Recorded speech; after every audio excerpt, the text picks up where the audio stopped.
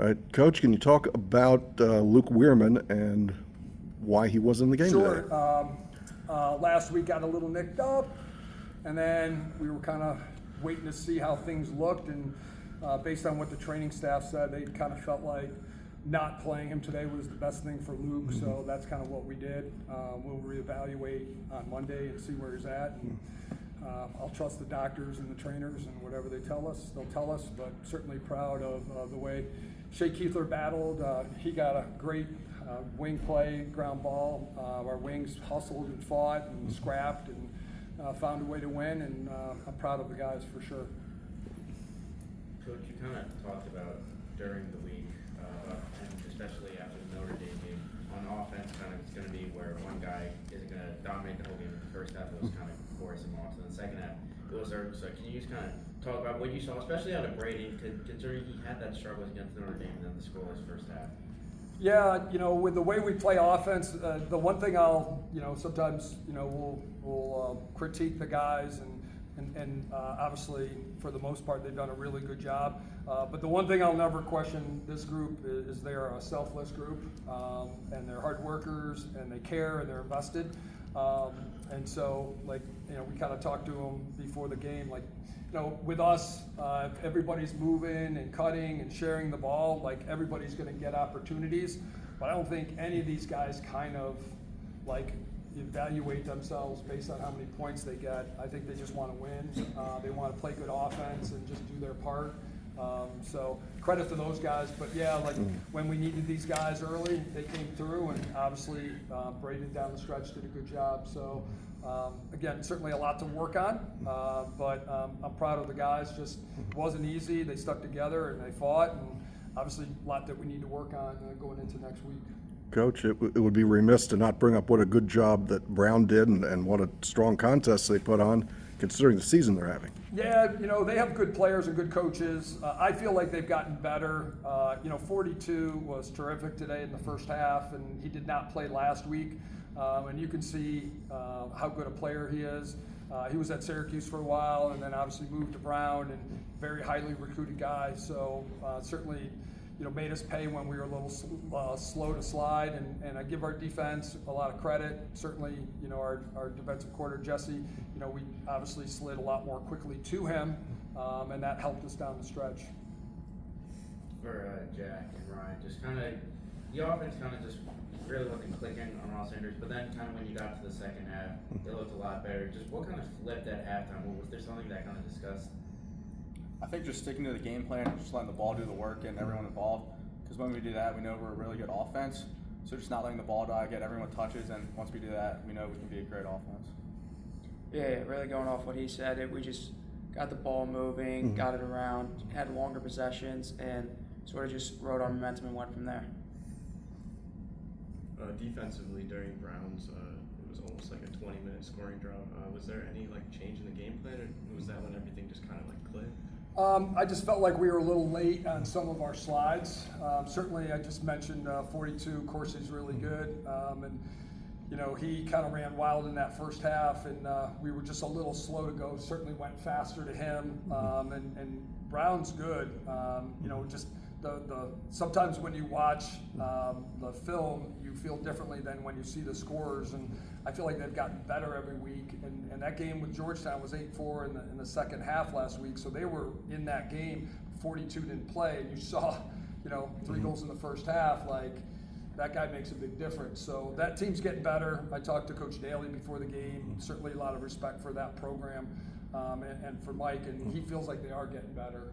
So a lot of young guys out there, but again, they play hard. I showed our guys all week clips of them diving for backups, guys jumping in front of shots. They play hard. They're a tough team, and again, give them all the credit in the world, and certainly proud of our guys for fighting the way they fought. Coach, going back to 2017, now you guys haven't lost 2 games in the regular season. What is it about preparation coming off of a loss that helps you guys get ready? I'd say, we've had a lot of really good players, and these guys have obviously invested a lot, and they're tough players, and they're really dedicated guys, and I think they're very prideful guys. And certainly, obviously, with the coaches we've been pretty blessed to have some great assistants. Certainly, I feel that way. So again, always a group effort here. But I do think when things haven't gone our way, we talk a lot about just the mindset of a Terp and be the best mentality. And I think these guys take a lot of pride in it. These guys are two prime examples of guys that just work their butts off all the time, and they're super committed. For 22. If you watch a national broadcast from last week, you got a lot of credit for being a Swiss Army knife, being able to do everything. I don't know if you got a chance to hear the broadcast and the great things that were said about you. Can you talk about your role in doing everything for Maryland? I think it's just doing whatever the team needs me to do. Like earlier in my career, I played a lot of defense and offense. So like earlier in my career, being able to do both, learn both sides and the schemes, like it really helped me down my career and just doing whatever the team needs me to do, whether that's play defense for a little bit, take wings, play offense. I'll just do whatever they need me to do. Ryan, can you talk about your path from where you were playing to now being out on the field so much this season? Yeah, so really I just, stuck to the plan, worked hard, went against great guys like Ajax and Brett throughout my career, and I feel like that really prepared me for the big moments in practice is really just as competitive, if not more competitive than games. So that really prepared me and everyone else that, goes through this program very well. For Jack and Ryan, how important was it for you guys as an offense to get ready to go in the second half? There obviously was quiet last week, quiet in the first half, and then once you scored, you couldn't stop. So what does that mean for you guys as a group? How important is it to you guys? I think every player has a role, and he has a big one, but just getting everyone involved, I feel like that's the big key we need. It's not just one individual person. Having him produce really helps, but it's just like a team effort. Yeah, they were just following him for today, which was good, but we just got to ride the momentum, ride the hot hand, and that was him this week. So we just kept giving him the ball and let him go to work. Face-off, Fogo starts winning down the stretch. You get that win as overtime starts, and you immediately call timeout. What do you tell your guys when you bring them in, and did you get what you asked for? Yeah, Jack had a great ground ball in overtime. I didn't know, it was hard to tell it's at the other end. I felt like there was a guy kind of closing in on him. So it just felt like since he's in there, let's just make sure we get the ball. And didn't know if he would get double teamed there. And then obviously came over to the side and Coach Phipps does a good job of getting our guys organized. We talked about if they go man, if they get zone. We had a ton of time, and that was the difference between the last possession in regulation. There was only about 18 seconds left. So they kind of bluffed zone, and then they came back into man. With 78 seconds left, it was plenty of time to kind of go, all right, we'll get a good sense of what they're going to do, have a plan for either, and then just plenty of time just to execute and get into a good rhythm. And again, I felt like the guys started to get a better feel of what we wanted to do in the second half. And again, just I love the kind of the focus in the huddle. I talked about, all right, if we need to ride and what we might do there, and the guys were like, we're going to score right here, and that's literally what they said. So I love that mindset that they were locked in and really like, all right, we're going to get this thing done. So a lot of confidence, a lot of faith in each other. Okay. Does UVA week start right now, or do you wait till tomorrow? I don't know. For the coaches, probably a little bit different. These guys, their families come a long way, so I think it's important that they spend as much time with their families as possible. And it's Saturday night.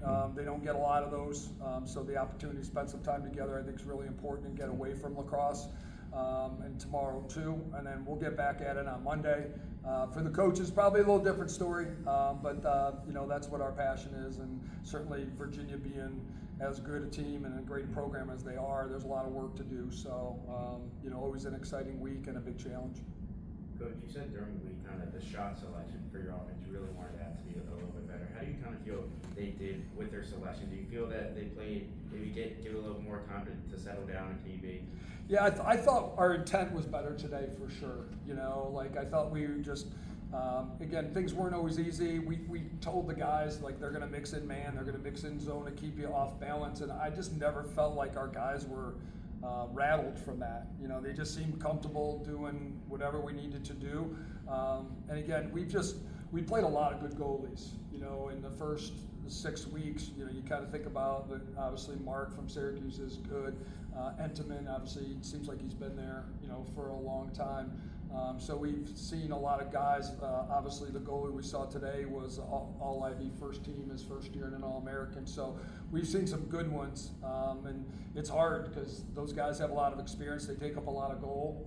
So you know, it puts you in a spot where you got to be disciplined to not just kind of take a shot where there really isn't any angle, because they take up so much space.